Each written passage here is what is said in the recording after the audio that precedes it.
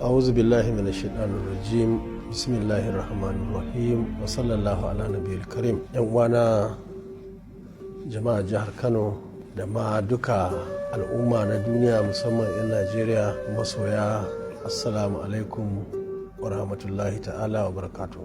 Da farko na son fara da godewa Allah subhanahu wa ta'ala da ya nuna mana wannan rana ta sallah. Muna addu'a Allah ya sa a yi bukunkunan sallah lafiya. Na son ɗauki wannan dama godewa al'ummar Najeriya musamman mutanen jihar Kano.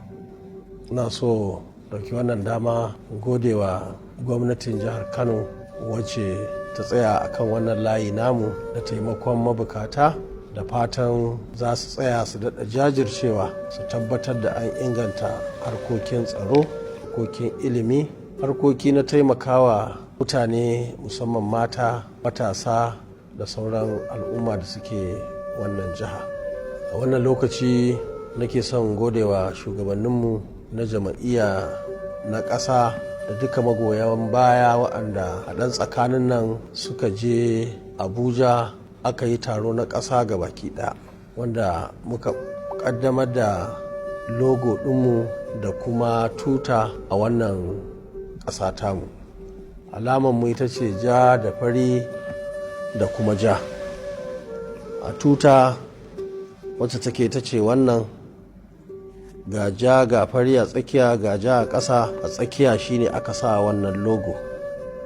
An rubuta NNPP gashi nan a sama a cikin ja, a tsakiya an sa littafi da wannan hula, kuma an yi wannan rubutu na education for all, ilimi ga kowa ko ilimi gatan kowa. Haka kuma a ƙasa gashi nan an sa wannan ja, wanda dama dai wannan kaloli su ne kalolinmu na wannan tafiya tamu ta kwankwasiya, kuma dama su ne kaloli na nasara ba a wannan ƙasa Najeriya ba, ko ina ma a duniya.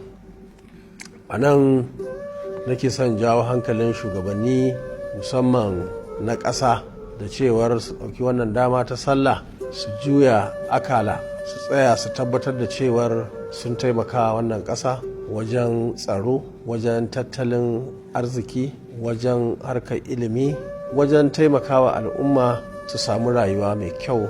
Guraren kuma da suka yi kuskure suka yi zaben tumun dare za su ɗauki wannan dama su gyara ta.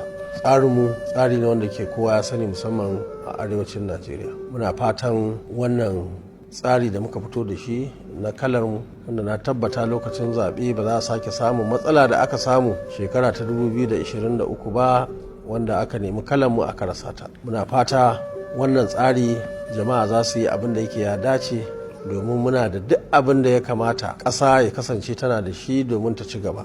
Amma ana samun matsaloli na rashin samun shugabanci kwakwara wanda kuma ya san abin da za a yi a lokacin da ya kamata a yi. Wannan shine jawo mana matsaloli, musamman mu a nan a arewa.